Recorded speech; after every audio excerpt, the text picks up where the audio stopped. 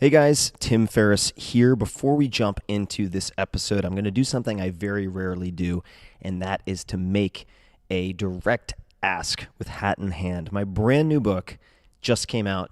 It is called Tribe of Mentors, subtitle Short Life Advice from the Best in the World. If you like the podcast, you will love this book. I reached out to 130 people who are the best at what they do in sports, investing, business, acting, directing, you name it.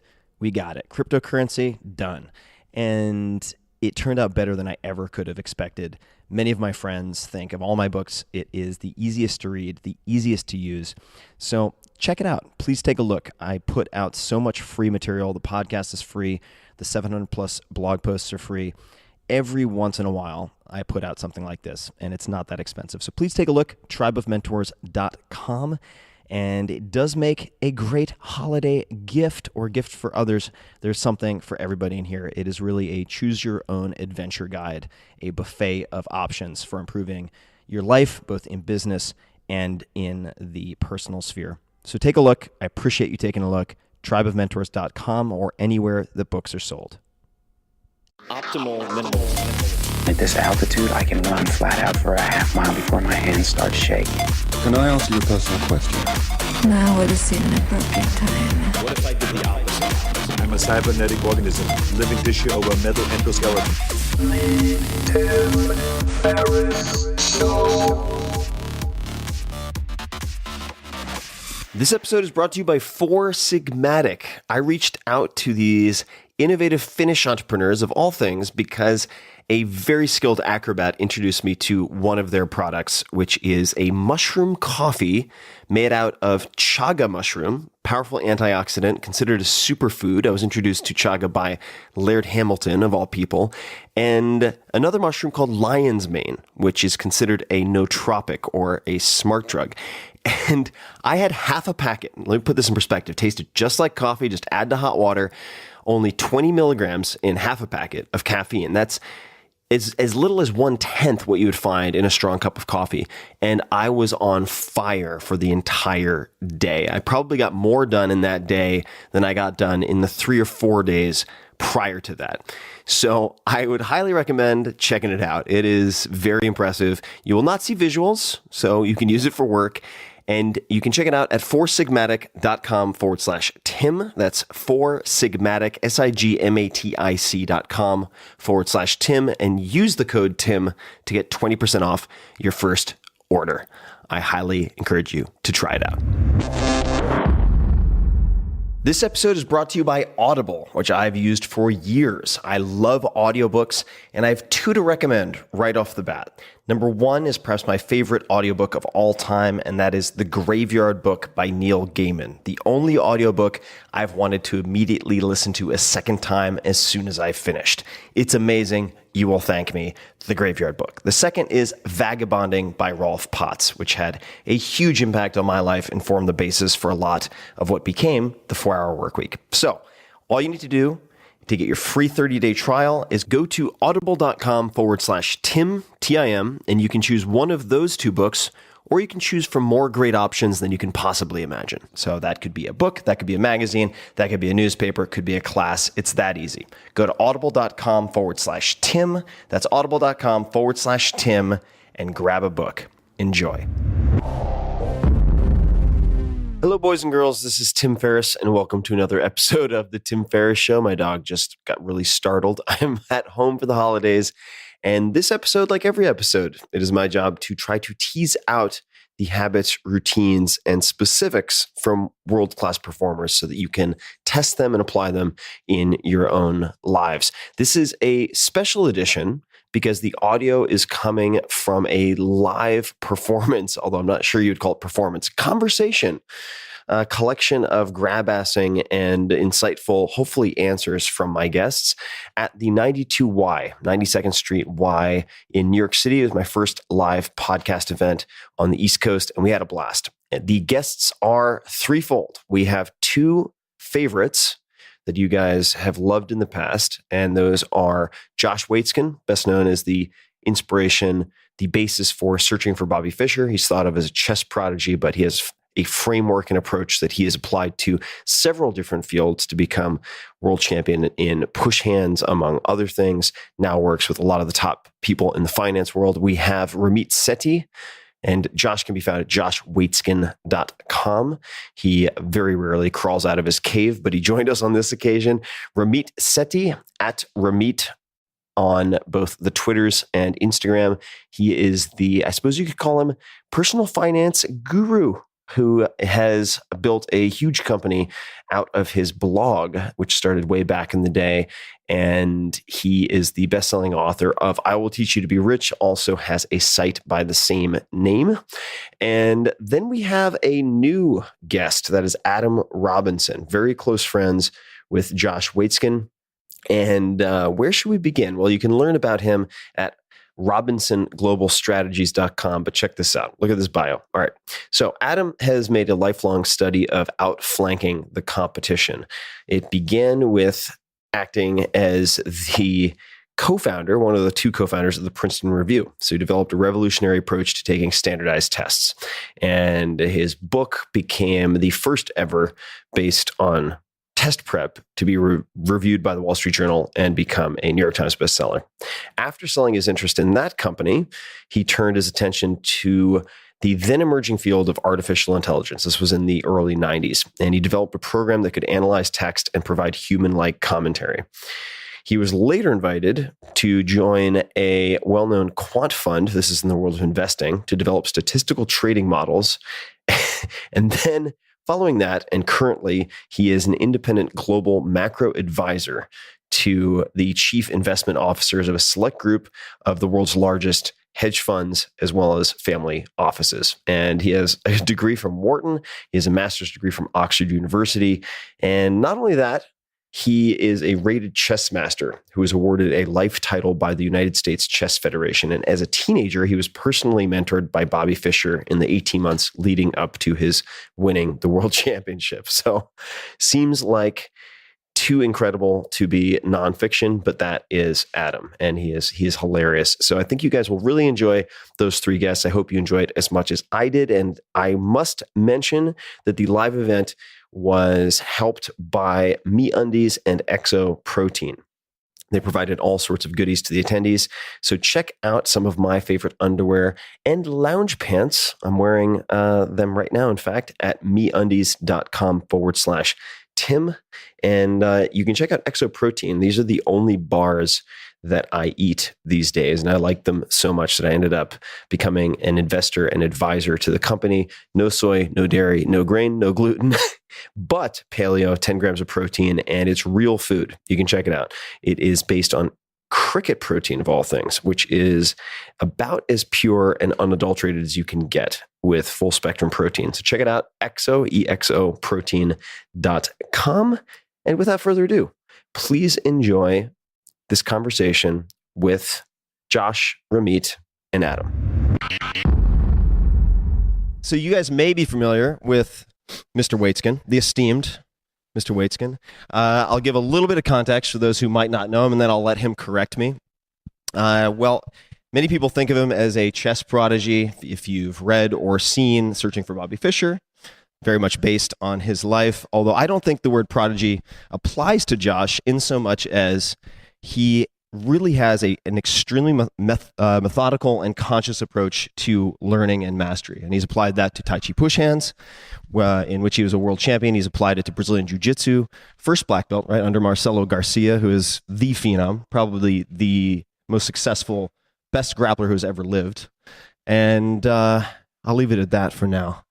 Works with a lot of interesting top performers, and we'll get into that, I'm sure. Ramit, where should we begin? It starts a long time with the long walks on the beach, both of us, and turned a blog way back in the day into one of the most successful destinations and resources for personal finance, and very much more than that. Has a hugely successful company, has been featured in, was it Fortune? And a spread right aside to Warren Buffett. That's pretty good company. And Adam, I think I'm going to leave the introduction, Adam, our mystery guest, to Josh to give just a little bit of context on who Adam is. Okay. Timbo, it's great to be here with you. Yeah, thanks for coming. So Adam is a dear friend of mine. My 5-year-old son, Jack, would say he's a closer friend with him, which he's a beautiful human being. Adam, back in the day, in the 1960s, was a chess master. He's still a chess master, but that was when he was really actively playing chess. After that, well, then he was very close friends with Bobby Fischer, for better or worse, in the 60s, 70s. So really at the center of the chess world back then. Then Adam founded the Princeton Review, so he's one of the most fascinating educational minds. He's written 10 educational books, and I've watched Adam just work with my little boy, with so many people in education. He's a brilliant mind around the learning process. And then Adam took his kind of uniquely versatile mind and applied it to economics, macroeconomics, and that's the world in which he and I met a number of years ago. And Adam is a consultant with some of the, I can't say their names because confidentiality is a huge part of what Adam does, but some of the most brilliant and well-known names in the finance industry. He's an incredibly brilliant thinker in a lot of fields. And I love the guy. He's a really beautiful human. He will charm all of you with his charisma. He just captures the room. He tried to pinch Ramit's nipples earlier. Which Wait a second. It's the It was other way a around. welcome approach. So, no, this is a common greeting where he's from. As I've He and I have told. a safety word, so Yeah, we do have safety words, and we're going to get into all sorts of nonsense because that's kind of my style. But we have a very smart crew here. I thought I would just begin by dumbing it all down. Josh, can you tell us? Josh gave me a warning before we got started. It was a tooth caveat. What's happening with the tooth? Be very Josh? careful of things you say to Tim right before he pulls you onto his podcast. I've learned that several times. I forgot it this time around. I have a number of years ago, I was spearfishing. Freediving is something I love. I was spearfishing, and it was actually an interesting moment because I had just speared a couple mutton snapper for lunch with my family down on Habit Island in the southern Bahamas, and I was just taking target practice with this kind of Hawaiian sling. It's like a bow and arrow, and I was shooting these little shells 20, 25 feet away, just stroking it, and I had reached this realization where if you barely touch the spear, barely grip it, as you know from bow and arrow, like I was just missing by a quarter inch versus longer, and I was in this beautiful zone, and then my sister screamed, "Josh!" And there was a big barracuda swimming with her, and I thought she was in trouble. So I released the wrong side of it. It exploded into my tooth. And so I had this wonderful snaggle tooth, and I just told Tim right before that it came loose right before now. So I could very easily have a snaggle tooth with a screw hanging out within about 5-10 minutes of the beginning of this discussion, which will add to the flavor of it. So I'm not sure why we're talking about that, but there it is. So for those of you listening on audio only, this is what you miss when you don't come to a live Tim Ferris show. I thought we'd begin, and maybe Adam, we'll start with you. We are recording this towards, say, the tail end of a year. How do you think about the transition from one year to the next? Do you have New Year's resolutions, or do you have any particular routines or approaches as you close out a year? I try to take stock of what I've learned the past year. And I've learned 3 things that this year, and two of which you exemplify.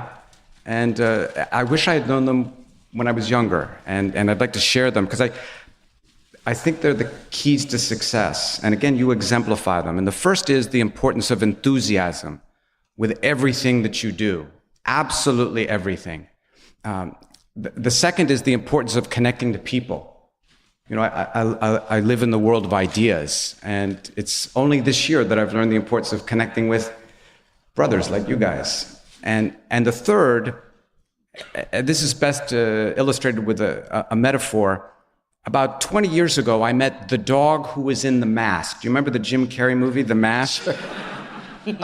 So was that just like a personals ad, or No, I met the dog and his trainer. Oh, okay. Oh, got it. All right. Right? Okay, so I met the dog and his trainer, and we were walking down the street in New York. And the dog, so this is a star dog, right? A Hollywood star dog. And so he was walking down, little Jack Russell Terrier, walking down the street, and every time someone passed by, he went like this.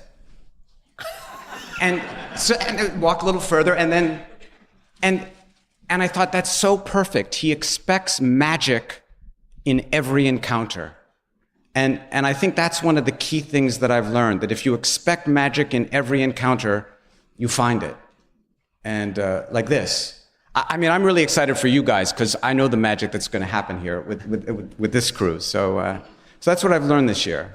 So that's what I do with my New Year's. Is that something that you ruminate on as an internal dialogue? Is it something you write down? How do you, are there any ways in which you attempt to ensure that you continue to pay attention to those things? I just try to live it.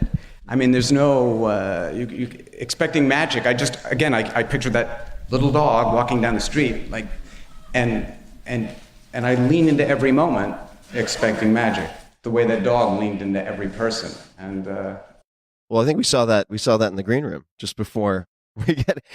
We're not going to name names, but to everybody in the room, even people he hadn't met, if he heard their name sort of from far away, he would go, "Jack!" and just walk straight up, and the person would be like, "Hi," and then big hug, and then thick as thieves, right from the get-go. Ramit, what about you? How do you think about the end of years, the beginning of New Year's? I think about relationships. I think in the past it was, I'm 23 or I'm 25 or I'm 28. Where am I supposed to be? And I think at a certain point, that sort of loses its. You realize there's no real roadmap, right? You're going to carve out your own path. The thing that became more important for me is who am I meeting? What's the quality of those relationships? And so if it was up to me, I'll basically sit in my house and work all day long. And that's just like, I love it. That's what I want to do. And I would just do that forever. And that's probably not the healthiest approach to life. So I try to force myself to go out, not only maintain the relationships I have, but build new ones. And I think the end of the year is a really good time to take stock. So I actually have a list of every single person I met the whole year. I have it in a Google Doc. And I just look at it and say like this is this, first of all, is this the right level that I want to be doing? Like if I've met 5 people, that's not good for me. And also, is it just making lists or is it actually making new friends? Like I said, it would be easy for me to just sit around and just work all day. So are you then let's say you come home, you've had a number of meetings that day or that week, and on a weekly basis, you're inputting these names? No, I just write it down. I just write down their names. That's it. I see. Just so I can go back and look and say like, hey, these are amazing people that I met. And now I'm remembering, I look at it every week. Oh, okay, wow, I found this interesting article. I want to send it over. Oh, I'm going out to the museum. Let me text this person to come hang out.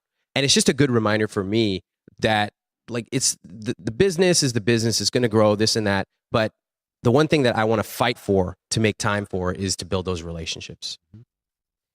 What would you like to improve upon most personally or from a business standpoint next year? Oh my God, easy by a factor of 1,000. It's becoming a better leader and manager. Like I feel like in my business, we get the human psychology part of what we do. That's what we do.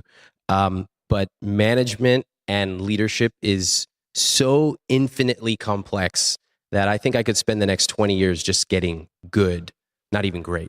How do you think about, and this might be one that we get to as a group, but manager or management, I think, is relatively easy to grasp. People can envision what that means. What is a good leader? How would you define a good leader? Or what are the characteristics that distinguish them from someone who is merely a good manager of, say, a team of 50 people or 100 people? Well, first of all, I'm a student, so I'm trying to learn that myself. But the leaders that I've seen, first off, I think they know when to speak up and when not to speak up. Almost like a good parent. A good parent knows when to get in there and like, oh, okay, you're about to fall off a cliff. Let me save you. But if you're just going to fall down on the grass, let me let you make that mistake. And that's something that I'm trying to learn, which doesn't come naturally to me. If it were up to me, I want to get in there every minute. And that's not a healthy way, I think, to be a leader. So that's something that I've been working on. My team's been telling me, and I have to listen to that. Other leaders, I think, create a vision for where they want to go, and it's more than money. And that's something that I'd like to get better at as well. Well, I want to underscore something you just said because it's something I'm also trying to get better at. This falling on the grass, like letting people fall on the grass. And I don't recall the exact person this came up with, but it was someone who's in the B Club, billionaire of some type. And they explained, actually, I do remember exactly who it was. And it was not somebody necessarily, I don't think he's in the B Club, but he's certainly very, very successful. Astro Teller. So he's the head of X, formerly Google X. This is Google's moonshot factory, I guess now Alphabet's moonshot factory, where they are working on things like Loon and contact lenses that can act as glucometers, all of these really incredible bets on the future. And he was describing how in his organization, people would come to him for conflict resolution. And he would make a point of insisting, even though it would take a lot more time, that they figure out how to solve it themselves. Because he said, if I step in and I solve your conflict, I'm the parent you come to for the quick and easy path. You will always come to me. And I need to train you to actually develop the skill set of handling this dispute, this type of conflict on your own.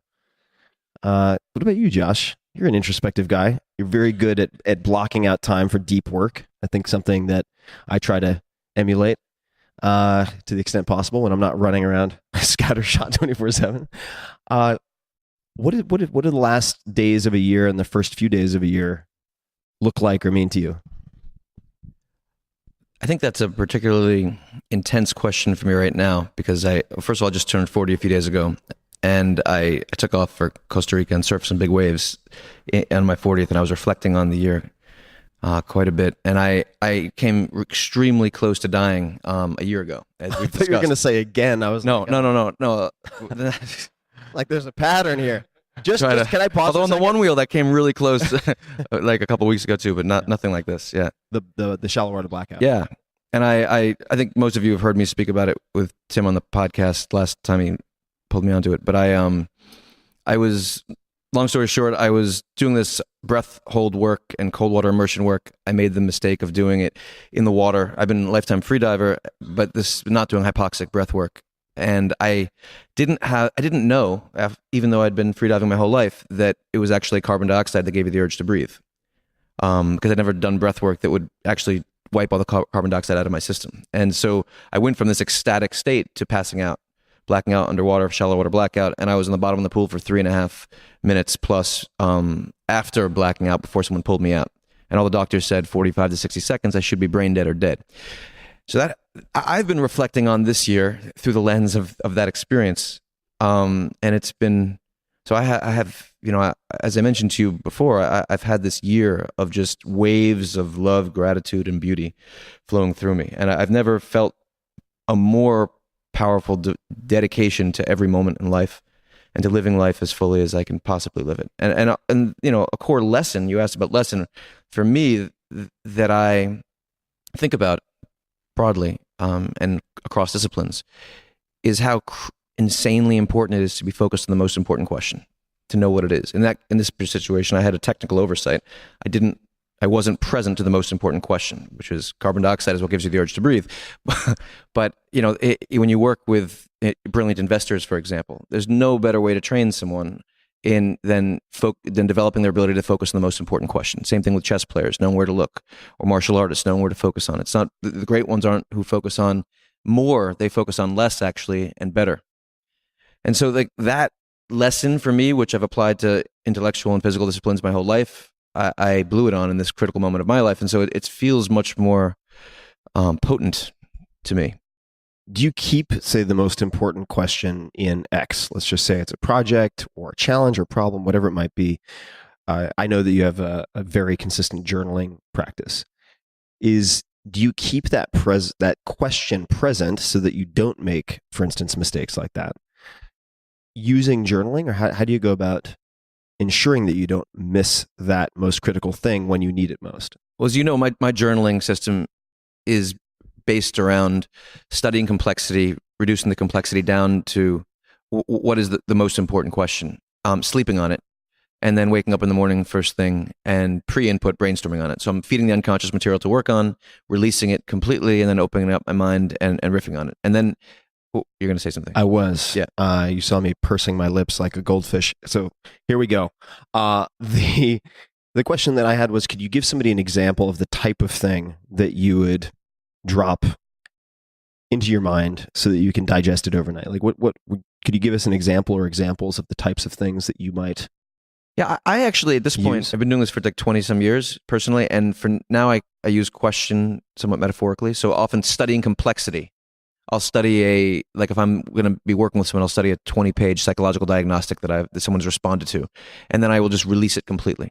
And that whole thing will be the question. And then what I'll sit with, then I'll wake up and sit with it, or I'll do a workout and then sit with it, and I'll just see what arises. What core patterns, what core themes, what core blockages did I pick up in all of that, right? Because the unconscious is so much more powerful at studying complexity than the conscious mind. And are you then just jotting these observations or emergent thoughts down on paper? Do you capture them in that way? Is that I actually use Evernote.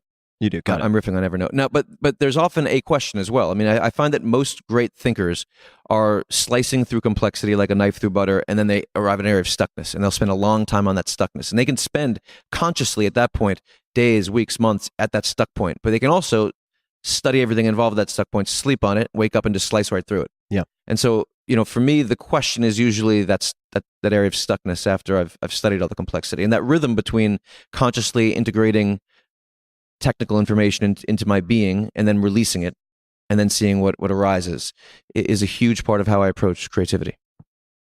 And for those people who haven't heard my conversation with Reid Hoffman, founder, or at least co-founder of LinkedIn, who's called the Oracle of Silicon Valley, oftentimes by A players in Silicon Valley, he has a nearly identical process, but he, I believe, does it effectively right before bed. You do not. No. Am I right?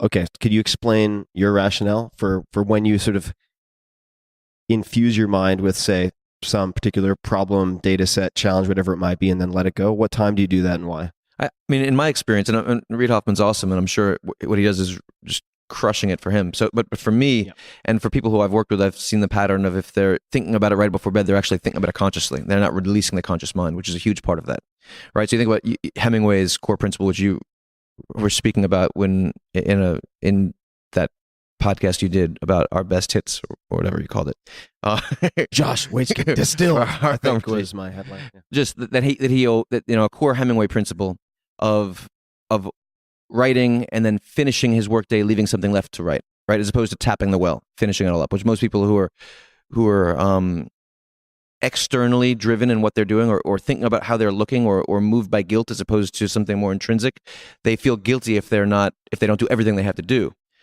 Versus Hemingway's principle about doing just that. It's very interesting. But he would always speak about, and I read this when I was 11 years old, which is a big part of my foundation, I think, in this habit. He'd speak about the importance of stopping your thinking at that point. Then he would relax. He would drink wine. He would release his day. Drank a lot of wine. And also for me as a chess player, I found that if I studied chess openings up until bed, I was thinking chess positions.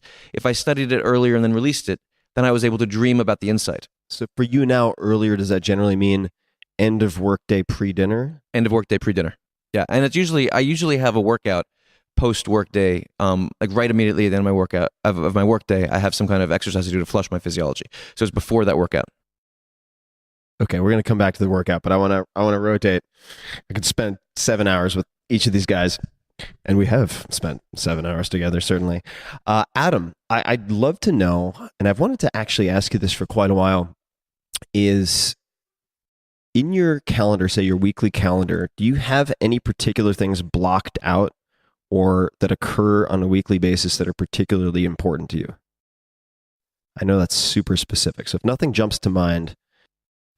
Well, nothing jumps to mind. I advise clients, very large hedge funds, on all global asset classes, so equities, currencies, bonds, commodities, and it's 24/7. And so usually, and by the way, it starts Sunday night, which is when markets open up in China. So there's a brief window in the sense that what Josh does about consciously turning off his mind, I do that about 3 o'clock on Friday. And for the next 24 hours, I make a point of not thinking about global markets. And then already come Sunday morning, I have to get ready to hit the ground running. So that's usually when I get my ideas, is Sunday, because I've given the week over on Saturday to just unconscious dreaming, and then I have to hit the ground running. What do the first few hours of Sunday look like? Do you have any particular morning routines or anything boot up sequences that you use for yourself? Work out, meditate. Josh introduced me to heart rate variability training, which is outstanding. I'm the kind of person who can't sit still for normal meditating. So what does your meditation look like? It's just heart rate variability training. I just watch my heart rate for 20 minutes, do it a couple times a day. Got it. So I start off the day with that. So it's like the cardiac equivalent of biofeedback or Yes. neurofeedback. And the workout, what is the workout? Weights, very intense, get it over with, and then sometimes cycling, and then I start to write down what I expect to happen. I think the key to certainly investing is to have expectations and then wait to be surprised. And one of the key things with investing, I don't know how many of you invest, but I think this is a life truism, is to be aware when you hear a voice in your head that says, and you'll usually squint your eyes, or you'll hear someone say the following words, doesn't make sense. And that's always a sign of something really powerful. So if somebody says to me, it doesn't make any sense why gold keeps going lower, I know that it's got a lot lower to go. Because what that person just said in saying it doesn't make sense is this person has a dozen logical reasons why gold ought to be going higher, and it's going lower. And he says, that doesn't make sense. But the world always makes sense. What doesn't make sense is his model. And this applies in life. In June, about a year ago, Donald Trump announced his candidacy. And his first thing was, we're putting up a wall. And they're going to pay for it. And his numbers shot up in the polls. And somebody said to me, and I heard pundits on TV saying, that doesn't make any sense. And I thought, oh my God. Wait, but that's precisely it. It means it's going higher. If a stock goes up and there's no rational reason, it means that there's some X factor that you haven't considered. Because it makes total sense now in retrospect. But then it didn't. So whenever you hear someone say something doesn't make sense, I was talking to Sam Zell, great real estate investor, and all he does, he reads the newspaper, and all he's looking for are things that don't make sense. So I said, give me an example, Sam. And he says, okay, I'm reading the newspaper, and I see that there's a Starbucks that's just opened up, this is like 15, 20 years ago, in Mongolia. Right? And he thinks to himself, well, Mongolia? I thought they drank tea. Right? What's with that? He's so curious about this because it makes no sense that he takes his private jet, flies to Mongolia, and he discovers that they've started mining. This was the beginning of the big China infrastructure build. And the only reason he knew about it was it didn't make any sense. So I'm telling you, that's the key thing. People stumble on these ideas and they dismiss them because they go, it doesn't make any sense. And I'm telling you, that's where the gold mine is. Things that don't make sense. No, that's all I pay attention to now. And on Sundays, when you're trying to come up with expectations, or I suppose educated or just hunch. And I'm looking for things that don't make sense. Understood. There's so many things in my life that don't make sense, but this isn't a therapy session yet. Wait until the tequila comes out. What is the timeline?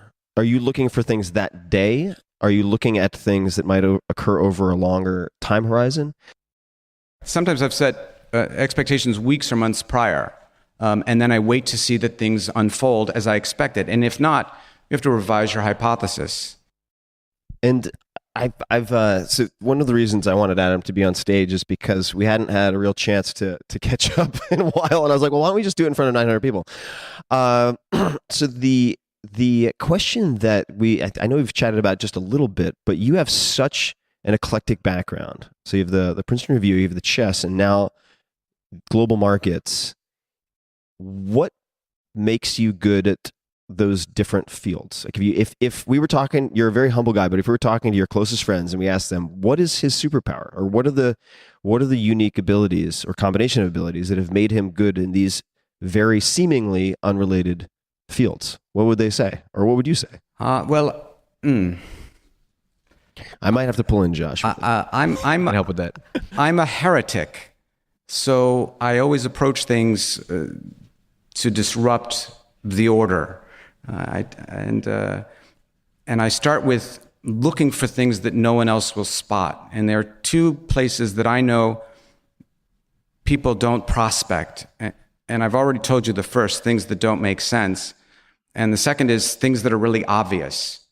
It's obvious, no one bothers to examine it. And so in global markets, I start from the premise that understanding is an illusion, that explanation is impossible.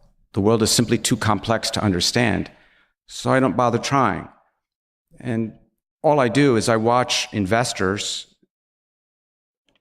attempt to make sense of the world, and they form views. So they're looking at the world, trying to predict what's going to happen. And all I'm doing is studying them, because they're the ones who are going to make buy and sell decisions and affect asset prices. So they study the world, I'm behind them. It's like playing poker, and I was going to say, don't play the hand, play the person across from you. exactly. And so so I see the hands that global investors are playing.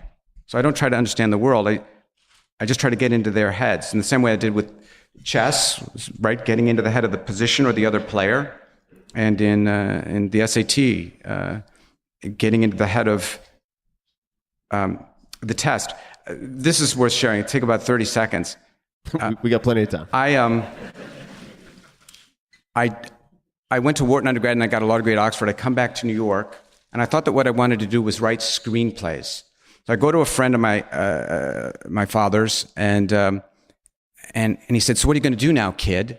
And I said, all expectation. I said, "I'm going to be a writer," just like that, like full of expectation. A recent grad, and this guy was one of the top producers on Broadway ever of all time, and he looks at me for about a minute, doesn't say a thing, and then he says, "Well, then, if you're going to be a writer, I guess you better have something to say." And I oh. Shit, what do I know? I'm 25. I have nothing to say. And I thought, okay, well, I have to support myself somehow. And while I'm writing, and I knew if I went to Wall Street or worked in a law firm, I would never find the time to write. So I thought, I know what I'll do. I'll tutor kids. And I thought, well, what could I tutor them? And I thought, I know, the SAT. Now, you don't know this, but back then, nobody was getting tutored. And I wrote to every private high school in New York, and I remember there were 31 at the time, because I had to type 31 letters, the same letter, 31 times. It's like, "Dear Dalton" or "Dear Spence, I just graduated. If you have any students who want to prepare for the SAT, send them my way." And out of that mass mailing, I got one student, just a single student. So I gave her a practice test. I said, "You do this, we'll go over it."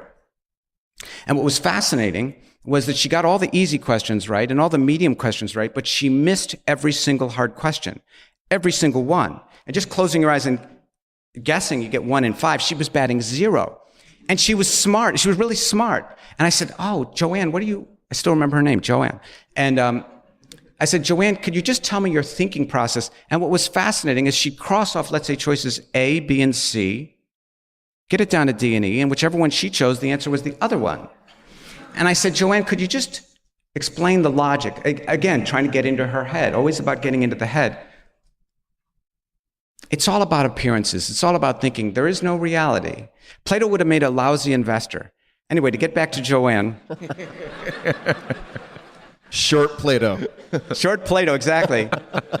So she says, "Well, I cross off the ones that I know are wrong." I said, good. Then what do you do? She said, "Well, I picked the one that I think is right." So I blurted out, "Well, you got to pick the one you think is wrong." And then I realized, oh, right. I just cracked the SAT.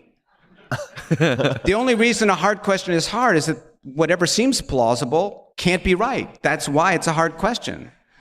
And that was my first insight. And then her score shoots up. She tells a bunch of friends, and their scores shoot up.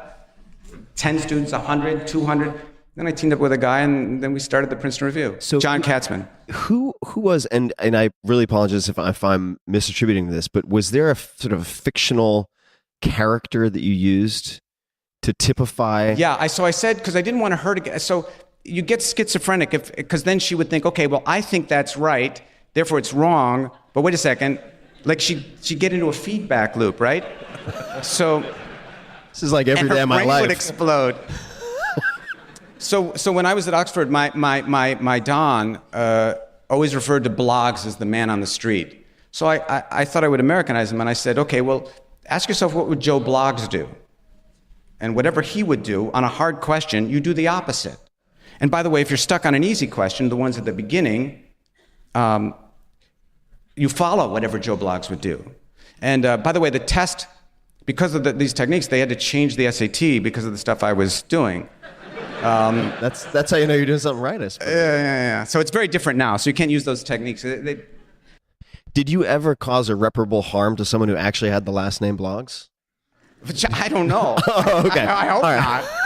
I hope not. Just wondering. You mind if I throw in one question to dig in on Adam a little bit? Sure. Then I have a whole slew for our silent partner here. So one of the things that's so amazing about Adam is how prolific he is and how high quality it all is. And he's in this realm of economics in which maybe one of the first principles is don't speak publicly about one of your views, because then you'll get locked into it and you'll be able to change your mind. And yet he's able to. And so one of the things I think might be really interesting to hear you talk about is how do you avoid falling into constructs yourself when you're giving advice so consistently?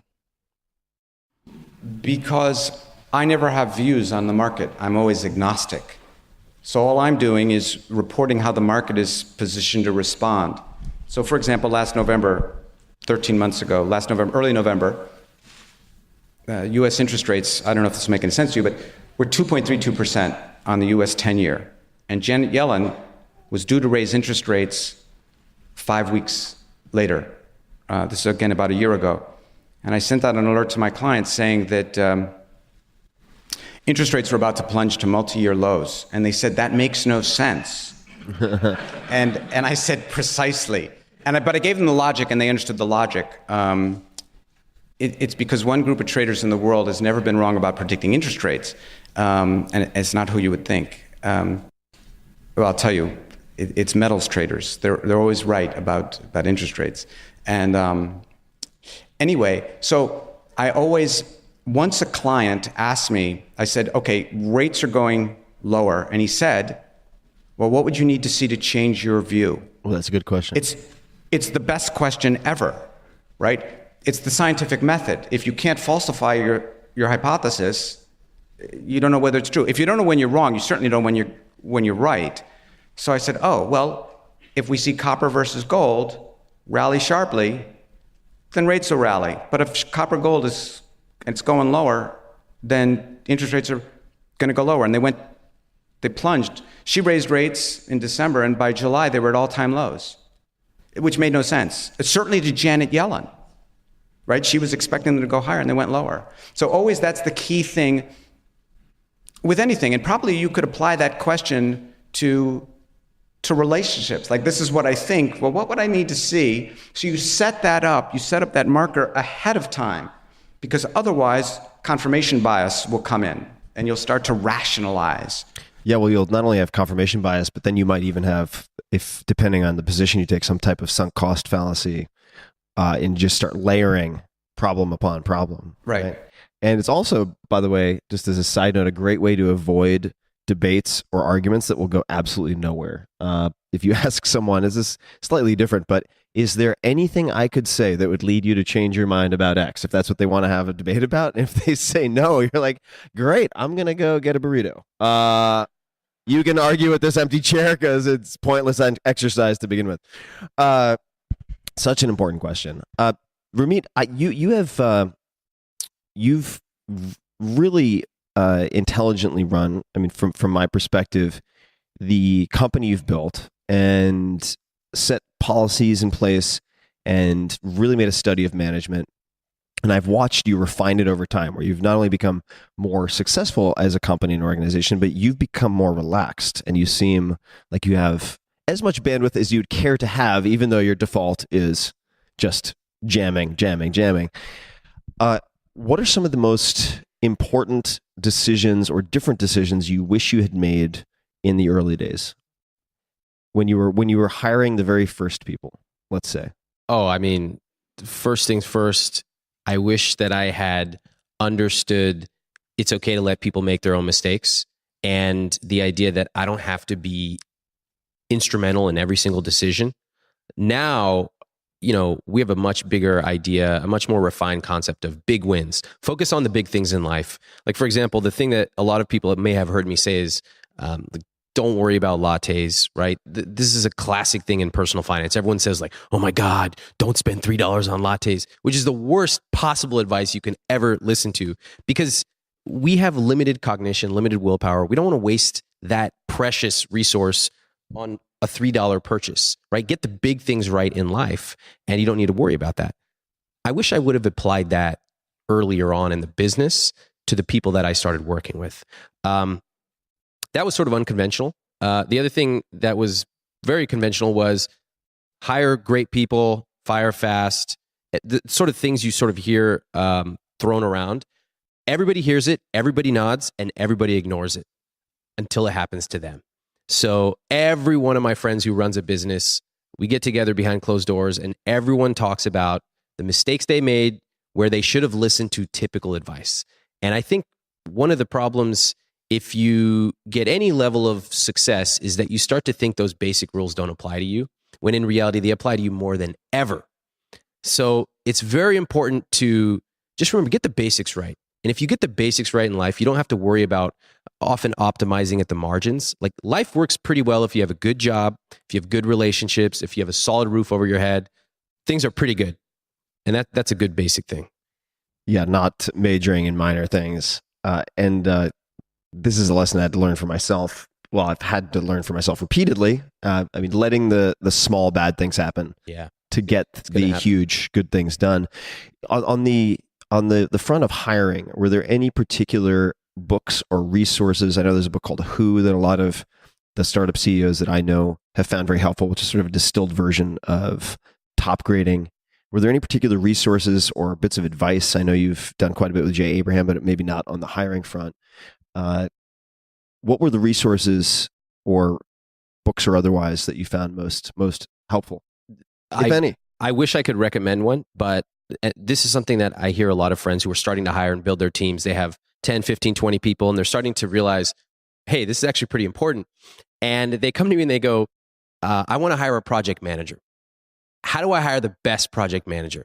And I say, basically get ready to eat shit for the next 2 years, because it's really hard. And there's no great book that's going to lay it out, because it is inherently complex and messy. And the fact of the matter is, the first hire you make is going to be not good. The second's not good. The fifth, but eventually you're going to learn what works, what doesn't. And by the way, it would be different for my company than another company. We just we did a partnership with this other company, and they start their meetings off by doing like a cheer, and they like sing songs, and our company does not do that. Okay. The Beats company starts with ritual sing painting. Kumbaya. Yeah. and that's great. Their company is awesome, and our company is awesome in its own way. So nothing I could say would help them, except that the best advice I could give them is, you have to go through the fire. You got to do it. You're going to make mistakes. Just kind of accept that. It reminds me of this story that the director, writer, musician, polymath Robert Rodriguez told me, where he goes to these film festivals and he's had all these huge blockbusters now. And film students or would-be filmmakers come up to him and they go, yeah, I wanted to do this, but this happened. And then we didn't have enough money for that. And well, you can't do A, B, and C because this happened. And he said, what they don't realize is that's the job of filmmaker. Nothing is going to work. And it's up to you. Like, that is the starting point. Like, literally the job description begins with nothing is going to work. And then you have to figure it out. Now, I want to talk to you a little bit about something we were chatting about in the green room, which I think you're particularly good at. And that is interacting with haters and belligerent people on the internet. What? So I've never had anyone send me an email like that in my life. So some people like golf, some people like boxing, some people like, I don't know, badminton. You like interacting with belligerent people on the internet. Love it. So do with every single one.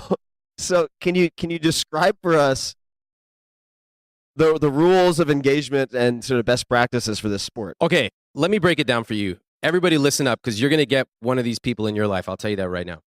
First of all, So twisted. when it is it's very sadistic. Okay, when do you get the chance to talk to somebody who runs up to you in the street and says like, F you? Never. It never happens, because people don't do that in the street, right? But online, they do it all the time. Yeah. And then I think about, like, I don't really feel much at risk, because like if I went to a comedy show, if I go to Comedy Cellar, I would never dream of heckling the comedian, because that's their job. They're always going to win. So I sit there politely and I listen and I laugh and then I leave. When somebody comes and sends you a message, but you see 50 or 100 of them a day, there's no chance of them winning. And I love it because I get the chance to interact with someone I normally would never interact with. If you play it right, you can get to see inside their mind and actually learn something pretty interesting. Sometimes they might leave it at just F you, but like over time, I've come to realize it's very mathematical. Of 100 people that email me, so they'll say something like F you or whatever, just very... Just to translate, that's Burmese, it's fuck you. And I'll say something like, why? Because what you need to do at this point, you need to bring it down. You need to tone it down, okay? Yeah. Or I'll say, what's wrong? Are you having a bad hair day? Yeah. And then it's very fascinating what happens next. So 50% of people never respond. You guys find that interesting? They sent you this email, you respond back, they don't respond at all. So what's up with that? Now, if you really wanted to find out, you could re-reply a day later and track that. So what is up with that? Okay, I'll tell you what's... Okay, so 25% of people are going to double down and get really, really angry. In which case, you double down and put a picture of someone with a really bad hair day. Yeah. And now they don't know what to do. 25%, and this is why it was all worth it. They go, oh my God, I didn't know you were actually going to read this. And now you have a discussion, right? Now you can find out why did they send that. And this happens to me all the time. I cannot even tell you how often. And it is so fascinating to get the chance to talk to someone who's been on my email list for, say, 4 years. They never have written me. They've literally gotten tens of thousands of pages of material we've sent them for free. And the first thing they wrote was F you. I go, what's up? Why'd you say that? And they go, some random joke I made on page 3 of this email really set them off. And they just had to write back. They had to write back. And most of them, they still say, I didn't think anyone would actually read it. I find it so fascinating that in the world where we are so connected to other people, there's so many people that feel that no one is actually listening, that they would send an email knowing that no one's going to read it. That's what they believe. They would send it with all this emotionally loaded language, and they would just send it out there. But when someone actually listens, they're struck. And that's when you can start engaging with them. I find it totally fascinating. So another technique, another judo move that I've seen you do on Twitter specifically, which I admire, and Chris Saka is also very good at this. So you should check out his technique. Is when someone will be like, "Hey, fuck you, scam artist! What the fuck? Get rich, ha ha ha, LOLs." And you'll you'll respond with something like, "Interesting. I'm intrigued. Tell me more." And then they don't know what to do because they're expecting you either respond with some anger, respond with something trying to be clever, but instead you're like, interesting. Okay, so here's the thing. People are pattern matching, right? If you read Cialdini's book Influence, he talks about click whir. You do something and people are going to respond. Very programmatic. Whir? It's like he's. I got it. Whir. Yeah. It's people are programmatic. So if you write someone an angry email, they're almost always going to write back really angry. But for me, I'm not angry at them, right? I haven't done anything. All they did was send me an email, which I've seen 1,000 other people send. And I know it's not me. I know that because that email that they're reading got sent out to like 1 million other people and they all loved it. So it's probably not me. It's probably something going on with them. And I want to know. So when you sort of respond in a way that's not the obvious, then all of a sudden you shift the entire conversation. Now, if I wrote back and said, F you, now that's what they expected and they feed on that. But when you change the whole dynamic, I think that's when you can have a really interesting discussion. Same thing for business, by the way. If you're looking at markets where, for example, if you were trying to create another Princeton review today, or you're trying to write another personal finance book, you probably don't want to go with the same click whir programmatic strategy. You want to try to analyze what is missing in the market, how are people not being taken care of or responded to, instead of going with the same thing that everyone else is doing. So Josh, I want to ask you a question. Are you famous on the internet for handling haters well? I barely know what the internet is. But this is actually a really great fight principle. Now, I don't have any experience interacting with haters on the internet, but I do have quite a bit of experience interacting with people who essentially say that in person. And So wait. So you opt not to be on Facebook, but then you go out and find people who are going to say "fuck you" in person. I'm talking about like competing in martial arts. Oh, I see. Right? All right. And so like it's amazing. I spent years training at how to deal with fighting dirty opponents. So people who in some kind of martial arts exchange, after the bell will target your eyes or chess. Or chess, yeah. Chess is like kicking you under the table, or cheating with like talking to a coach in the chess world. But in martial arts, it's a little bit less subtle. Like they'll actually try to kick you in the balls in between, or take out your knees in between rounds. It gets pretty wild. Or targeting your eyes, neck, and initially it will throw you off. But I trained for years because I had to win national world championships. You need to be able to deal with these guys and be at your best when they're at their worst. And so I spent a lot of years bringing in the dirtiest players I could find and learning how to play with them in the gym. And then I remember this time in the 2002 World Championships in Taiwan. I was fighting this Austrian guy, and he was just the textbook dirty player. He was doing this. He was like trying to bust my knees up after the bell. He was just hit me 2 solid like straight up groin shots, which were well placed. But I'd done all this training at this, and so I was focusing very purely, and I was smiling at him, which is kind of your move. And he was so used to people responding to his dirty play with anger that when I didn't give it to him and I smiled at him, he got desperate, and he kept on, doing more and more outrageous things. And when I responded with no emotion, at the end of the fight, he was basically throwing himself on the floor. I mean, he was completely destroying himself because he needed my response like a leg. That was a leg he was used to leaning on.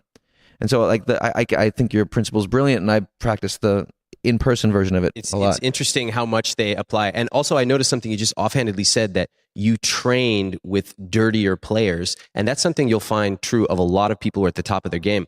They find something that is interesting that's helping them develop, and then they will actively seek it out. Like, what person in their right mind would seek out dirty players and fight against them? Only someone who wants to be the best. Well, it's a very interesting thing that happens, in different forms of competition, which is that if somebody plays outside the rules, the typical response is righteous indignation, right? Because like that person isn't playing by these rules, which are arbitrary rules anyway. So like the weakness of almost any martial artist is the dogma of his sport, right? And we could go through different martial arts, like, judo guys, for example, are incredible fighters, but the rules of judo is that you can't land on your back. And so they'll turn themselves and land on their stomach in the middle of a throw, which is, exposed their back to being choked out in a real fight, right? Or jiu-jitsu guys might have a bias against footlocks, right? Or may not be such good strikers. Or like in Chinese martial arts, people believe it's not honorable to fight on the ground.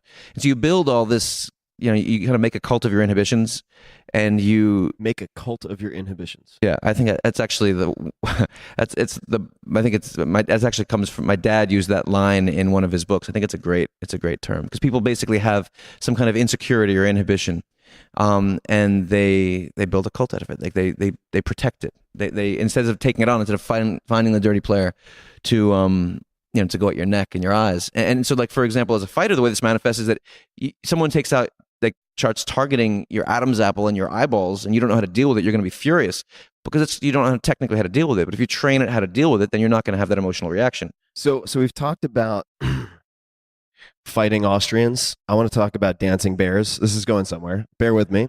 I'm not on LSD yet. No, that's a joke. Don't try this at home, kids. We're trained professionals on a close course. So Josh is recluse. Is that fair?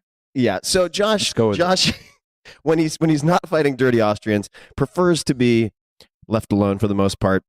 Occasionally, I'll drag him out to do something like this, in part because he will most certainly text me the next day and go, "You fucking fuck. You fucking fuck," which I find endearing. But he does not engage on the internet, does zero media, and I admire that because you're able to get a lot of deep work done. And it's a challenge for me. I'm able to do it, but it takes a lot more effort because I've exposed myself, not in a criminal way, but in a very public way.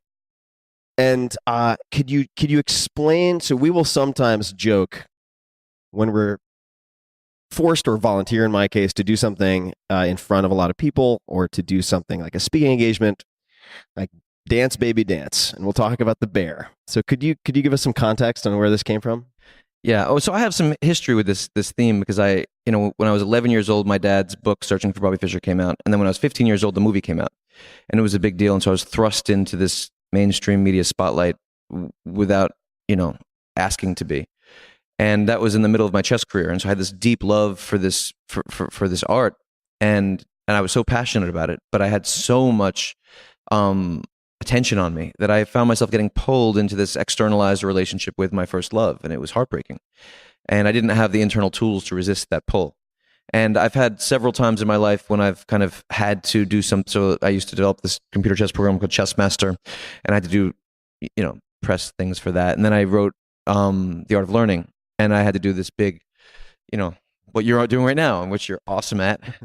And during that time, I got pulled into the public speaking tour quite a bit, because everyone wanted it. But the thing is that nothing really calcifies the growth process, in my opinion, like people who are on the speaking tour, because they're being asked to speak about the same ideas that they spoke about the year before and the year before they wrote about 3 years ago, and it's supposed to break new ground. And I'm personally allergic to anything that will calcify or slow down my growth process, because I love learning more than I love anything. And so I have this ingrained allergy to anything that externalizes my relationship to the game. So the last public keynote address that I ever gave was a lot of years ago. Some speaking agency, convinced me to work with them, and I was doing some talks, and I was conflicted about it, and I had all these ethical constraints on them, and they talked me into going to this event in Florida. What were the ethical constraints? Just that I would only work with beautiful companies that were helping the world and that were awesome. And they're like, oh, one of these guys. One of these guys. So they just completely bullshit me about what I was going to go do. And I went out to Florida. I was working with this group they told me was donating all these medical supplies to, to countries in Africa, and I thought it was awesome and beautiful. Turns out I was going to the national sales convention of this big group, and I just was literally the follow-up act to a monkey on stage, and I was a literal. It was actually a monkey. There was a monkey on stage that was doing "Are you smarter than a monkey?" or something, and I was, I just I live my life in the realm authenticity is the most important thing to me, and I was going to speak about my pain and my ideas from chess and martial arts and stuff that I kind of love, and then I was just feeling this wild hilarity of being the follow back to a monkey and being just that was where the dancing bear thing came from. So that was the last keynote address I ever gave, and so now I only do public things, frankly, with you. I mean, I think it's the last many years that's all I've done, and then. If I give a talk, it's always a Q&A, which is a dynamic dialogue where I actually can feel like I can learn from, because you're speaking to a small group or a big group of really brilliant people who are all in their training process. And it's an exploration that I can learn from their questions. And so that's where the dancing bear comes from. Follow back to a monkey. A real monkey. Are you smarter than a monkey? That's coming up next, folks. So stand by. What book or writer, or could be thinker, has most influenced each of you in the last, say, year? Or someone who's really just influenced you? Adam, do you have any thoughts on who or what that might be? Well, I'm always foraging for ideas. So for example, Cialdini's book, Influence. But I read far afield because the ideas in investing come from outside the domain. If you want to have an insight in whatever your field is, it helps to look outside your field. So I read constantly, and I read poetry. I like Rumi. So actually, someone say Rumi. Because he's got me in touch with the mystical and the mysterious and the magical. in Do you in gift life. many books? I'm sorry? Do you gift books to other people? I gift all the time. So I'm if a so, what are world your- champion gift giver. What are your...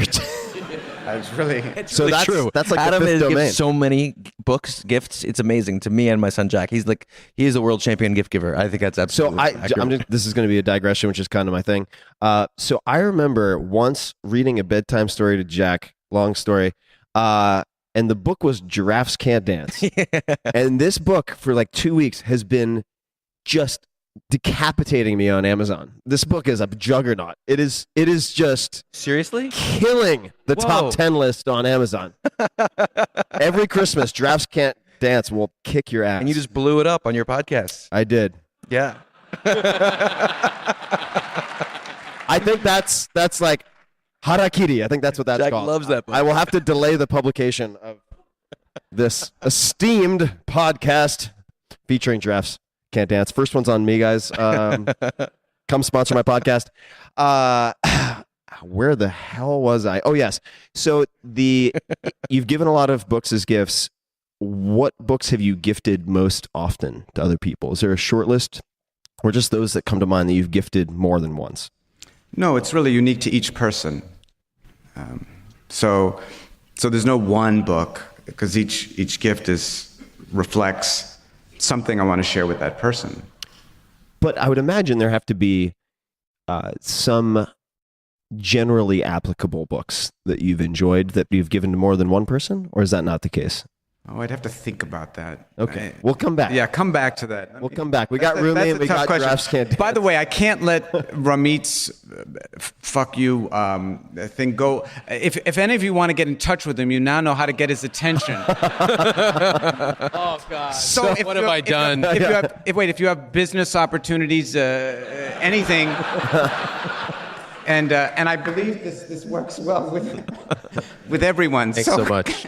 And if you want Josh to do a speaking engagement, you have to practice your dirty fighting skills and figure out Kick how him in to the throw groin. good groin kicks. That'll get his attention. And for all the people who've been asking me to introduce them to Josh to do media, he's not going to do it. He would rather be fighting and cooking turkeys and riding his one wheel around. Surfing. And surfing, which is a big thing. So, Ramit, what about you in terms of thinkers or books or anything really that's influenced your thinking a lot in the last year? I read a lot of military books. I think that the military is amazing at building training programs and identifying people who are good and then making them great. So especially at the special operations level, and having met some of those folks and doing some work with them, it's pretty outstanding the way that they can cultivate mastery. So that's great. Books I gifted, Gift of Fear is an amazing book, particularly for women, but I actually think everybody. Learning to trust your intuition. Gavin DeBecker? Yeah, Gavin DeBecker. And he talks about... Who, by the way, just not to interrupt, but has a company that does very high-end security details for high-profile folks. Exactly. Trusting your intuition. Knowing when the little antenna at the back of your head goes up and you can't see anything, and we so often say, it's nothing. I'm going to walk down that alley, or I'm going to just go into my house like normal. But listen and learn to trust your intuition, because we have it, but it kind of gets suppressed because we don't want to be that weird person. So that's a great gift. I can't recommend it enough. 2 books I wish I could gift more. Charlie Munger's... Poor Charlie's Almanac? Yeah, Poor Charlie. I mean, amazing book on mental models, super dense, and nobody wants to get that book as a gift. I mean, it's a gift you have to buy, not get gifted. That one, and also Breakthrough Advertising, which I think is one of the most sophisticated books on marketing ever written. Super dense. I read it every year. I learn something new. Who's the author? Eugene Schwartz. Eugene Schwartz. And amazing book on copywriting and really human psychology. But again, nobody wants to get that as a gift. Look it up and buy it if you want it, but it's fantastic. What about you, Josh? And I'll give you 2 options here. It could be someone or something that has really changed or informed your thinking in the last year. Or it could be something that you're really looking into subject matter wise, or a particular thinker diving into in the coming year. Well, you and I have talked about books a lot, right? So we're just gonna set that. Well, we don't have to. Yeah, we don't we've have done to a lot just of best books. Set the record on the platter and play the same track. Yeah, but subject matter wise, yeah, I so my foundation of books, which we've discussed, of Lao Tzu, Hemingway, Jack Kerouac, Robert Pirsig. These are books that were really important to me recently, and we've discussed all these, so we're not gonna. Yeah, but I have a question for you about one of them. Which one? Can we jump in? Yeah, let's do it. So the Tao Te Ching. The Tao Te Ching, yeah. Okay. So this has come up a lot in the podcast. A lot of people like it. Rick Rubin, yourself. Yeah. But if I recommend that book to say 10 people, of those 10, 2 may seem to enjoy it and 8 are like, what is this? I can't make any sense out of it. It's just like a book of fortune cookies. What? Yeah. It's so ambiguous. There's no there. Like, what the hell is this? So what are they missing? Or how should they read it? My favorite definition of wisdom comes from the glossary of Robert Thurman's translation of the Vimalakirti Sutra, and it's tolerance of cognitive dissonance. And that's what Lao Tzu is about, right? So if you read the Tao Te Ching, first of all, I think it depends what translation you read. You need to read, in my opinion, the Jia Fu Feng and Jane English version. Say that one more time. Jia Fu Feng and Jane English translation of the Tao Te Ching, I think, is the most true that I've run into, and I think I've read them all. I don't read ancient Chinese, so I've had to kind of circle it. So lazy. And a lot of these are I almost took up learning ancient Chinese years ago for that one purpose. But the reason a lot of these translations are sort of thesis statements, which take away the ambiguity. And I think a lot of people don't want to tolerate cognitive dissonance. I mean, Lao Tzu doesn't tell you what to do. It's okay. So is it the lack of specific prescription that is kind of almost a Rorschach test of sense? I mean, you're looking at the tea leaves, and like what you see tells you how you interpret it, tells you what you need to know, as opposed to this principle that Ramit was speaking about. The response to aggression with empty space, with nonviolence. I mean, this is at the essence of Lao Tzu. For me, it was very important during the period where I was transitioning, where I was dealing with this existential crisis in my chess career, where I'd been working with a coach for several years who was urging me to study the opposite style from what was natural to me. I was being pulled into this externalized relationship to things, and it was a kind of the entrance into my philosophical exploration of self-expression, of authenticity, of a deeply intrinsic relationship to my search for truth, as opposed to being driven by the external, competing from the inside out as opposed to the outside in. So it was a big part of my foundation in self-development. So maybe that's and all those books that I just mentioned, those authors I just mentioned, were a huge part of that. In the last year, I have to tell you, this is a brilliant book. Tim sent me an advanced copy. This Tools of Titans is Tim and I are dear friends. I love the guy, but I give him so much shit. Like, trust me, I'm not saying this if it isn't true. It's a gold mine. I mean, your podcast is brilliant, and I believe it's your calling in a lot of ways, at least in this period of your life, because you've taken the art of deconstruction, which I think is your finest art, and you've developed this medium with which you can study people and get to the essence of them, so quickly. And I'm stunned by how you can have so many conversations that are deeply meaningful, and that you can really get to the essence of someone, studying them for a few days or a week. I mean, I couldn't fucking do that. It's a beautiful thing to see. To see, then you have this is you're bringing it to the world. You're gifting the best ideas of a lot of who you consider brilliant people through this podcast. But then you have to listen to 2-3 hour talks, which is awesome. But a lot of people don't have the patience, and this is a way of just shortcutting your way. And so I think this is actually a gold mine. I've been reading it and loving it myself. Thanks, Josh. I really mean that. Thanks, man. Yeah. True, dude. Thanks, man. I wouldn't say it wasn't true. I didn't slip him a 20. He's an expensive date. Thank you, Josh. Another book which I think is really important right now is a buddy of mine who you had on, Sebastian Junger. His book Tribe. Yes, 100% agreed. Yeah, I thought your interview with him was beautiful. You guys really the introduction of these two guys was hilarious. Like the text exchange to get them to loosen their shit up with one another was really funny. But finally they did, and I thought that was Sebastian's been studying evolutionary psychology. So Josh introduced us. It's ridiculous. We were sort of doing this very nice to meet you, sir. Yes, good day, sir. This very kind of weirdly have your publicist talk to my publisher exchange. And so Josh jumped in a few levels down. He's like, guys, listen the fuck up. It's like, okay, all right. Tribe, I highly, highly recommend. It's a great short read. So I've asked people oftentimes, and we are going to do some Q&A in about 12 minutes. So hold your horses, but we'll definitely get there shortly. The question I've asked often, and there are many, but is what advice would you give your 30-year-old self or your 20-year-old self? Tends to produce one or two of the same answers. I wouldn't say anything because I wouldn't want to change where I am or enjoy it. It's very common. The question, though, that I'd like to pose is a bit different, and it is, what advice do you think the happiest version of your 80-year-old self would give you now?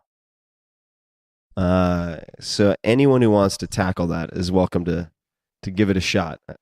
Well, let me riff off of something that Josh said about, you're talking about the book where 2 people love it and 8 people are like, what is this? And I think that in this day and age, we are given so much advice. And as someone who's in the advice industry, I see it and I have a healthy disdain for a lot of advice. And, if you followed the advice that people give you, you got to wake up and by 3 a.m. you need to be hustling and you need to be doing all this stuff until, and it's crazy. You can't do all this stuff and feasibly be a normal human being. I had books that people told me I need to read. And I opened them up and I'm like, this book is shit. Who the hell? But like 20 people I told me to read it. And then Wait, give me an example. Can you think of one? Yes, because I ended up loving it. So here's a classic, simple example. 4-hour work week. No.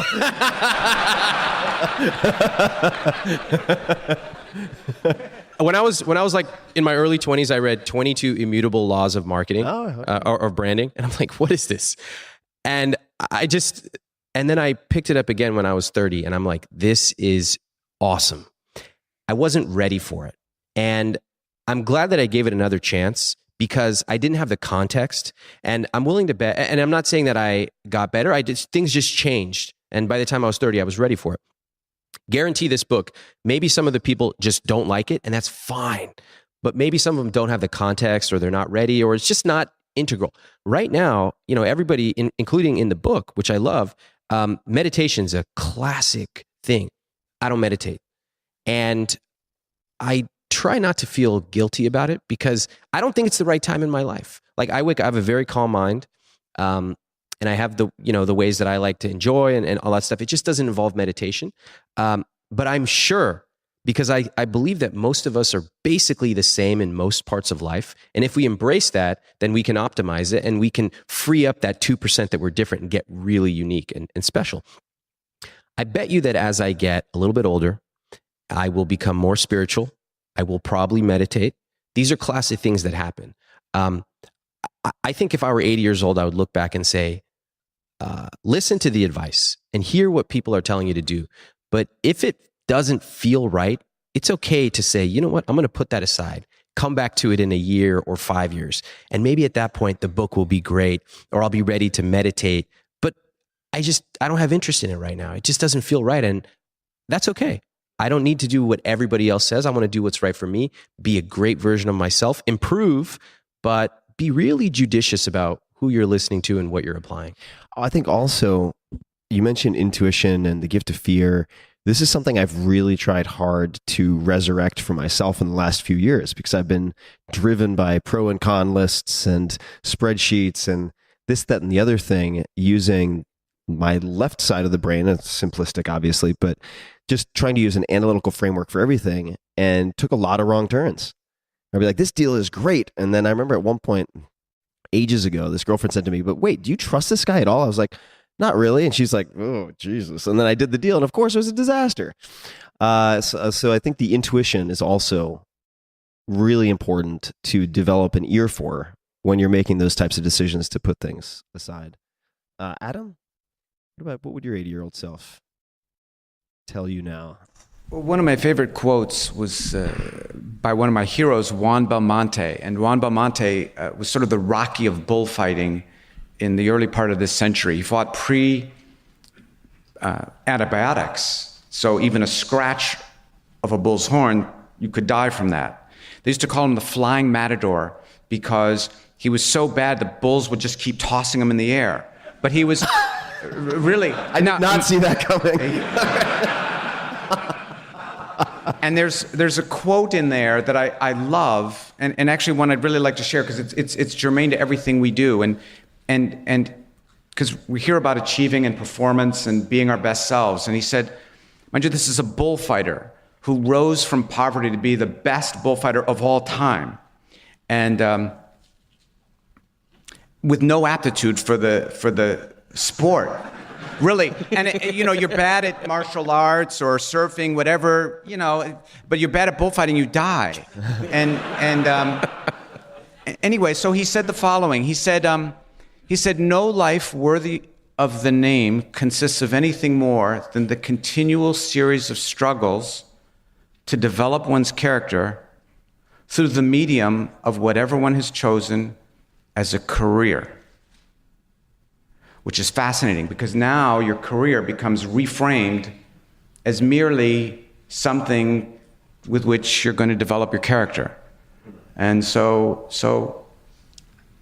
I think that's what my 80-year-old self would just remind me of that. Keep working on your character. It really doesn't matter what you do. What aspect of your character are you most trying to develop in your current primary? Fearlessness. What was that? Fearlessness. Fearlessness. Good answer. Yeah. Josh, it's a tough act to follow. That was beautiful, man. I have trouble remembering 4-word quotes. That was amazing. That was really. I'm like, to be or not to have. All right, Josh, about your 80-year-old self.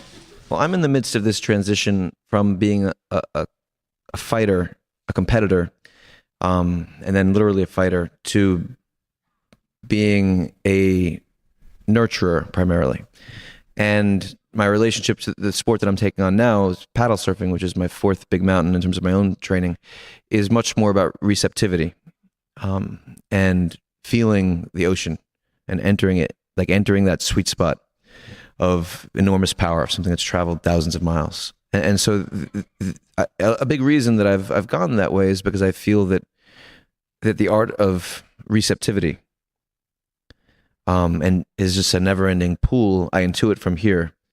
And so receptivity and love is a huge part of what I intuit is where I'll be focused for the next 10, 20, 30 years. And so I would say from here that that's what, from my perspective now, that's what I would think my 80-year-old self would be telling me to focus on is deep listening to humans and nature and what's moving most elementally inside of myself. I'm a completely devoted dad, and I think that I can't imagine my 80-year-old self saying anything but, seize every moment you can with these little dudes and give them every ounce of love you can. And I also, I feel in myself now a commitment to living life, every last drop as fully as I can ever live it. And honestly, this is, I live in New York now, and this is putting that into question, because I'm so passionate about I love New York. I'm a New Yorker. I love this city, but I'm yearning for nature right now. I feel in some ways that living on the water is what's needed for this next surge of me living life as fully as possible and, my own development. And so I think that that's the direction my 80-year-old self would be giving me a kick in the ass, but he'll be a lot wiser than I am. So there's so many questions I want to ask. We'll have to continue this, but let's start with one, which is, what is some of the worst advice that you hear given out in your world? And you can choose world however you want to define it. That could be past career, current career, could be circle of friends, could be anything like that. But or a terrible piece of advice. It doesn't have to be the worst, but a common piece of advice. And I mean, I'll buy some time here. I mean, for me, I remember applying to colleges and having my guidance counselor in high school tell me to lower all of my standards, because I had my reach schools, my A list, I had my, I think I can get into B list schools, and then my safety schools. And he said, no. He laughed. He said, "Oh, Tim, silly boy, you need to take your safety schools and make those your reach schools. You're like 5 paragraphs too high here." And not realizing at the time, I realized this soon thereafter, that his incentive was to be able to say, X percentage of my students got into their first choice college. The easiest way to do that is to make everyone lower their standards. So that was a terrible piece of advice that I received, and a terrible piece of advice that I hear a lot. So the antithesis of that would be hold the standard, which was the advice, for instance, at the Fat Duck, which was at the time the number one ranked restaurant in the world. Heston Blumenthal said that to someone I've had on this podcast, Chris Young. It's like, hold the standard, because he tried to pass something off that was like 99% perfect, but not 100%. So anyone want to take a stab at that? Do it the way that guy did it. Do it the way that guy did it. Yeah, like people give advice all the time that you should follow this prescriptive path to success. Yep. And I think that excellence is all about self-expression. And so people look outside and try to replicate the path of somebody else, but then when the shit hits the fan, as it always does when the pressure's on, it's not coming from inside of you. How much of self, let's just say, Tim, Josh, and so on, is discovery versus creation in your mind? In other words, That's like, a great question. You start with the raw materials of everything that Josh represents, and then it's a process of pulling back the layers of the onion and discovering these different pieces, or is it really just tabula rasa? I think they're entangled. Yeah. I think that as we're discovering ourselves, we're creating ourselves. I mean, I think about this in the context of someone taking on an art. They have to understand who they are. I think people should do what they love, and they should do it in a way that they love. But that evolves. And so it's not stuck. It's not static. It's dynamic. It's dynamic quality versus static quality. And so there's the act of creation in the discovery process. And I mean, I've experienced, like, the biggest losses that I've had and the biggest disappointments that I've had have led to the biggest wins of my life. In many ways, that's because I created myself based on the response to that experience. And I think that it's actually really an important part of this principle of, unobstructed self-expression, doing it from what's inside out, is that's always changing, and you have to be attuned to it. So the way I would respond to that would be that intuitively they're fundamentally entangled, and navigating that entanglement is a big part of the genius and the growth curve. Do you agree? I do agree. Well, I agree that is an interesting viewpoint to have on it. It's something that I'm. That sounds like a dickish way of saying I didn't understand a thing that you just said. But it's not. It's just that I don't have a firm position on it. It's something that I'm exploring for myself and thinking through myself. So that's why I hang out with these guys, is to get something to chew on. So I have to chew on that. I don't know if I agree with it. I don't know either. You just asked the question. I thought that's what I think. Ramit? I heard one of the most interesting pieces of advice recently, and it blew up something I'd believed my whole life. So my friend Nick Gray runs a company on museums, and he takes people in museums, and he gives them tours that are really cool. And he was talking about how he goes to a museum himself. And he said, if I go to a museum, I'm spending 90 minutes max, and the first 30 minutes are in the cafe planning where I'm going to go. And I'm sitting there saying, wait, what? And I said, what do you mean? The way I was raised, we would go to a museum maybe once every 5 years, maybe, as kids. We'd save up our money to go there, and we would spend 7 hours going every level because we knew we were never going to go back. And what Nick was saying was, in so many words, have the abundance to know that you can go back, and don't think that it's once and done. And also know that leave at the peak. There's power in leaving at the peak. And it blew my mind to think that my whole life until that point, at 34, that I had just thought, got to go through every single thing and check the box. But really, he's talking about curation. He's talking about abundance, all in a simple one-sentence example. I love it. It also reminds me, we won't dig into it right now, but we've talked about it before, the ending on a good rep, ending on quality, really closely related. For both achievement in that case and skill development, but also just for appreciation and quality of life. Adam, what about you? Which question are we talking about here? Yeah, what are your thoughts on the last 10 minutes of conversation?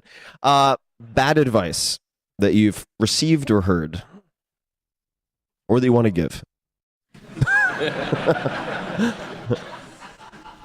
I remember I had sold my interest in the Princeton Review, and I was wondering what to do next with my life, and I was speaking at the time with two older, very successful, like mega successful businessmen, and this is about 20 years ago, and one of them said, I should go into ball bearings. Like, he thought for a second, he said, Adam, ball bearings. That's great. I love that. Right. And I said, he said, okay, stay with me here. He said, all the smart talent from universities, and they've gone to Wall Street and they've exhausted whatever is to be found there. And you're crazy smart, but you're competing with other people who are crazy smart. And why do that?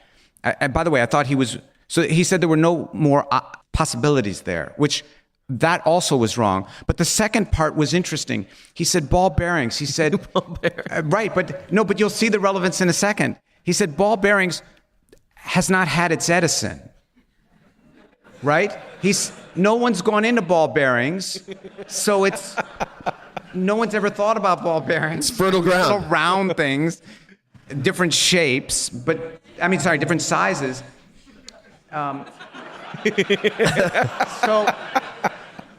So he said it was a metaphor, right? The metaphor was go where no one else, go with something that no one's ever looked at. And you look at Uber, like, who thought about taxis?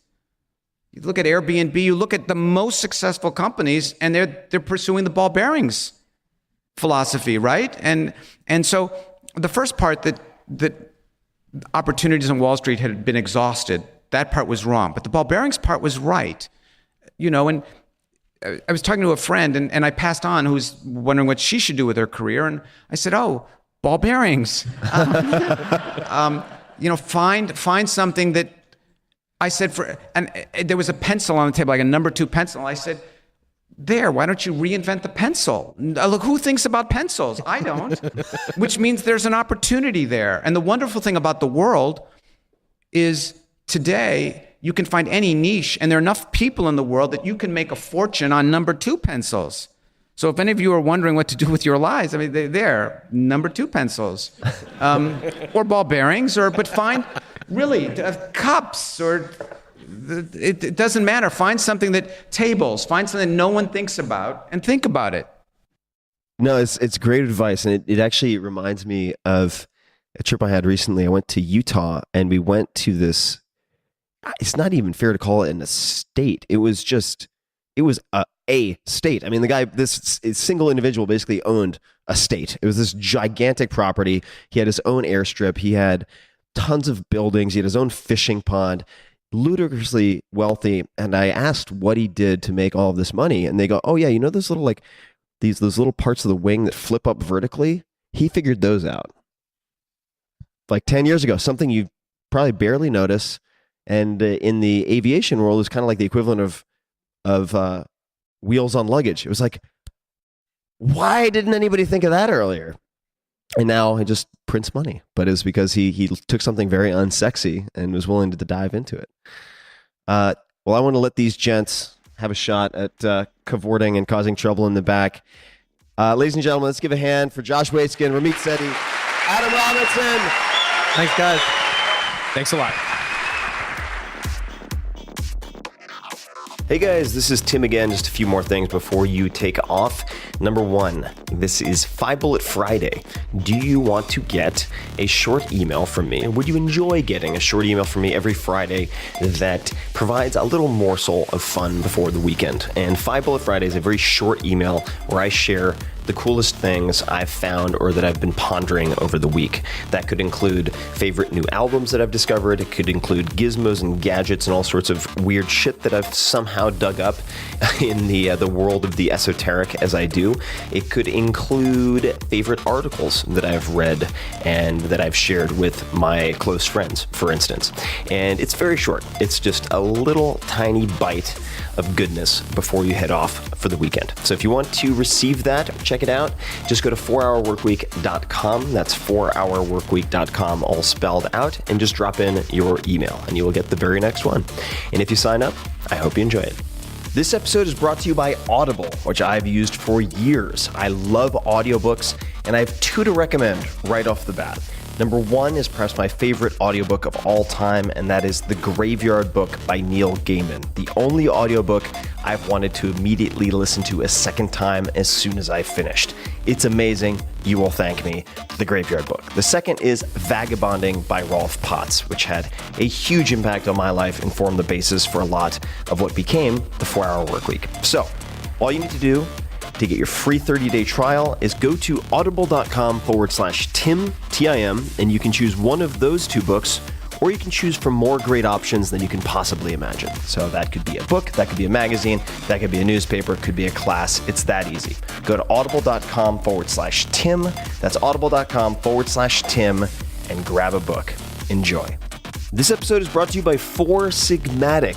I reached out to these innovative Finnish entrepreneurs of all things because a very skilled acrobat introduced me to one of their products, which is a mushroom coffee made out of chaga mushroom, powerful antioxidant, considered a superfood. I was introduced to chaga by Laird Hamilton, of all people, and another mushroom called lion's mane, which is considered a nootropic or a smart drug. And I had half a packet. Let me put this in perspective. It tasted just like coffee, just add to hot water. Only 20 milligrams in half a packet of caffeine. That's as little as 1/10 what you would find in a strong cup of coffee. And I was on fire for the entire day. I probably got more done in that day than I got done in the 3 or 4 days prior to that. So I would highly recommend checking it out. It is very impressive. You will not see visuals, so you can use it for work. And you can check it out at foursigmatic.com/Tim. That's foursigmatic, SIGMATIC.com/Tim, and use the code TIM to get 20% off your first order. I highly encourage you to try it out.